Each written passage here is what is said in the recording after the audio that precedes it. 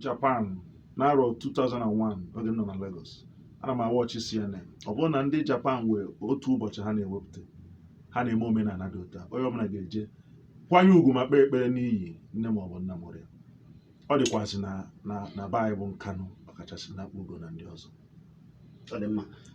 Ị mara ihe ụfọdụ amakwa n'ewe ụfọdụ ndị ihe a ji tọọ na be ha maka na ha adịghị eme ya, maka na amagoro m na ewego ndị jegasịrị ebe ha jere asị ya na oge nne ha nọ ndụ ma ọ bụ nna ya nọ ndụ na ha adịcha ha n'udo, mana ebe ọ ga-eji wee mee ya bụ usoro ndị gboo debere bụ ije mee udo n'ebe dị otu a, mana ụfọdụ aghọtaghị ya. Ọzọ dị ka ibe ya bụ uru dị na ya ka m chọziri ka ịkọwala anyị na usoro eji eme ya, maka na ewe nke a na-akpọ onye na-akwarọ nna ya ma ọ kedu onye kwesịrị ije gọọ iyi, onye gburu ube, onye na-akwahụ nna ya ma ọ bụ onye kwara nna ya, mmadụ niile o nwere ike ije n'iyi gọọ ya dịka esi eme ya. Kedu ka esi eme ya? Ma ihe anyị na-ekwu bụ ịgọ iyi ka anyị na-ekwu. Ihe anyị na-ekwu bụ ọnyanwa kpụtara ndị nka. Mana isiokwu mbụ ebe mgbada okwu bụ maka ịgọ iyi. Uru dị na-erika dịka ịkọwa, ọ na-eweta ezi njikọ mmadụ na ndị mmụọ, mmekọrịta mmadụ na ndị mmụọ.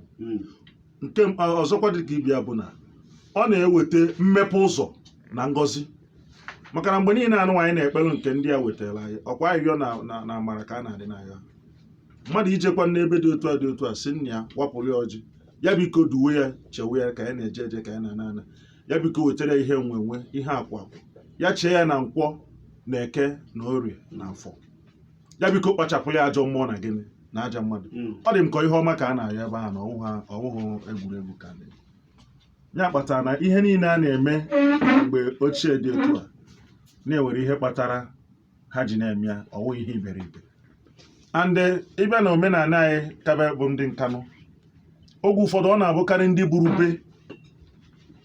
buru ube bụ ihe na-emegasị ọtụtụ omenala dị otu a, maka na o nwere nke ị ga-emefie onye ahụ esoro Igbo wee jebe obodo Afrịka. Ọ bịa bụ na ewe ihe a na-ewepụ na ihe ihe a na-ewepụ na anụ nwekwara ihe a na-atinye na anụ wee na-ere.